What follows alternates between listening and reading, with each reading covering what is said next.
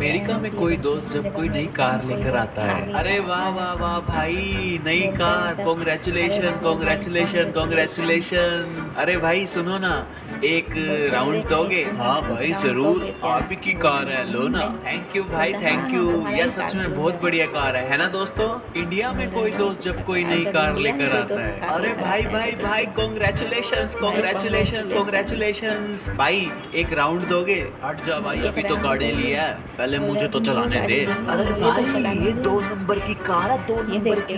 ना ना ना भाई, ये दहेज से लाया, दहेज में मिली है इसको। हाँ यार जो भी है, गंदी कार।